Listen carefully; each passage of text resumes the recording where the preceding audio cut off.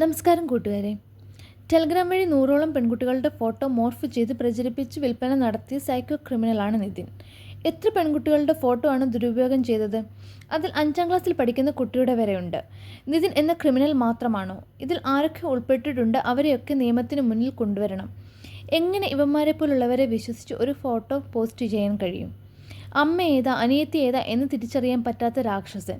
പൈസ ഉണ്ടാക്കാൻ എന്ത് നാണംകെട്ട പ്രവൃത്തിയും ചെയ്യുന്ന ഇവന്മാരെപ്പോലുള്ള വൃത്തികെട്ടവന്മാർക്ക് മാപ്പ് കൊടുക്കാൻ പാടില്ല. ഇവന്മാരെപ്പോലുള്ളവരെ സപ്പോർട്ട് ചെയ്ത് വരുന്ന രക്ഷിതാക്കളോട് നിങ്ങൾക്ക് കുറച്ചെങ്കിലും നാണമുണ്ടോ? എത്രയോ പെൺകുട്ടികളെ മോശമായി ചിത്രീകരിച്ചു. ഗ്രൂപ്പ് ക്രിയേറ്റ് ചെയ്യുക, ഫോട്ടോ അപ്ലോഡ് ചെയ്യുക, അതൊക്കെ കണ്ട് ആസ്വദിക്കാൻ കുറേ വാലാട്ടിപ്പട്ടികളും. നിതിൻ മാത്രമല്ല, ഇവനെ സപ്പോർട്ട് ചെയ്ത എല്ലാവരെയും ഒരേപോലെ കുറ്റക്കാരാണ്. കാണാൻ ആൾക്കാർ ഉള്ളതുകൊണ്ടാണല്ലോ വീണ്ടും വീണ്ടും മോർഫ് ചെയ്ത് ഫോട്ടോസ് ഇടുന്നത്. പൈസയ്ക്ക് വേണ്ടി നാണംകെട്ട പണിക്ക് പോയ ഇവന് മാനസിക രോഗം എന്ന് പറഞ്ഞ് രക്ഷിക്കാൻ കുറേ ആൾക്കാരും കാണും.